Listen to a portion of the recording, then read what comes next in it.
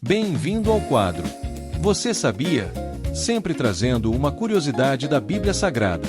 E no episódio de hoje abordaremos o texto de Mateus 22, versículos 37 a 39, que diz: E Jesus disse-lhe: Amarás o Senhor teu Deus de todo o teu coração, e de toda a tua alma, e de todo o teu pensamento. Este é o primeiro e grande mandamento. E o segundo, semelhante a este, é: Amarás o teu próximo como a ti mesmo. E responderemos: os mandamentos ensinados por Jesus anulam os 10 mandamentos do Antigo Testamento?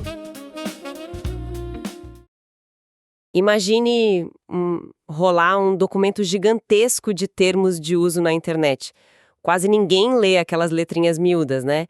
E existe uma ideia muito comum de que a moralidade antiga funcionava mais ou menos assim. Com certeza. É aquela visão de um manual de regras totalmente interminável. Exato.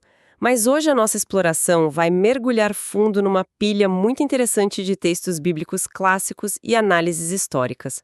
O objetivo aqui é entender um verdadeiro, digamos assim, choque de gestão narrativa. Um choque que acontece quando a gente compara Êxodo 20 com Mateus 22, certo? Isso mesmo. Porque em Êxodo nós temos os famosos 10 mandamentos proferidos por Deus. Aí, milênios depois, chega Jesus em Mateus e reduz essa lista toda para apenas 2 mandamentos fundamentais. É como pegar um código moral tão vasto e extrair só a essência mais pura. E o que é fascinante aqui é que o cenário na época de Mateus era ainda mais complexo do que apenas essas 10 regras de Êxodo. Os estudiosos, os rabinos daquela época, eles debatiam nada menos que 613 preceitos diferentes. Nossa! Pera, 613 preceitos. Sim, 613. Tudo para ditar o cotidiano das pessoas.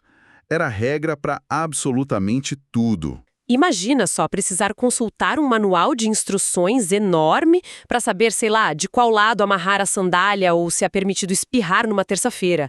É totalmente exaustivo. É uma carga pesadíssima. Então, quando Jesus faz esse resumo para apenas 2 mandamentos, ele atua como um editor brilhante, digamos assim. Ele foca no relacionamento humano com Deus e com o próximo. Ok, vamos desvendar isso. Ele não deleta o texto original, mas destaca o que está em negrito, né? Mas olha, lendo o material das nossas fontes, me surgiu uma dúvida muito clara.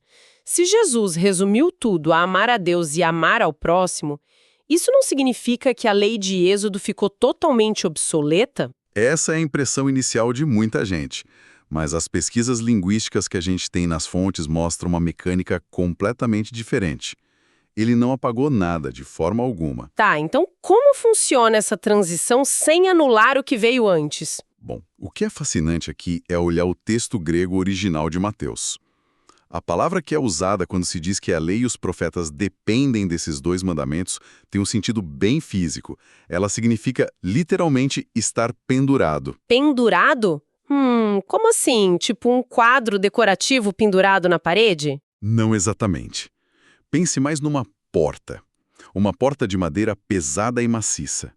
A lei inteira, ou seja, todos os 10 mandamentos de Êxodo, seria essa porta.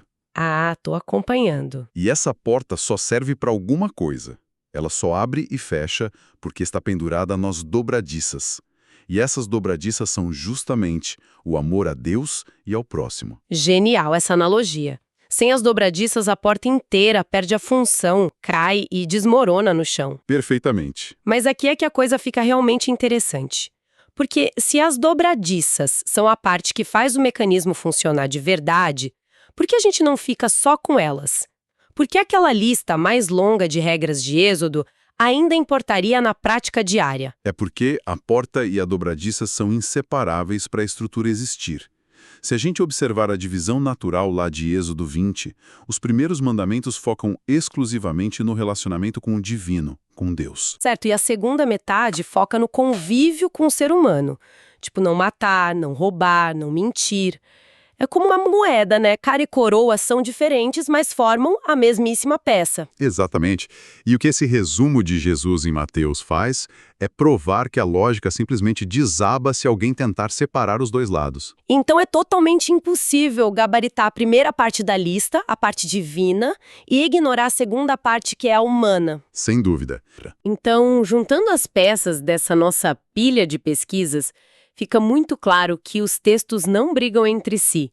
Mateus não passa uma borracha no código de Êxodo, ele expõe o maquinário interno dele. O núcleo das duas passagens sempre foi a qualidade dos relacionamentos. E os documentos ainda destacam um último detalhe vital sobre isso. O mandamento orienta que o amor a Deus deve envolver o coração, a alma e também todo o nosso entendimento. O entendimento, quer dizer, a nossa mente. Isso exige um uso do intelecto de forma muito consciente, uma devoção intelectual mesmo, não só emocional. Olha, isso deixa um baita quebra-cabeça para quem está escutando refletir.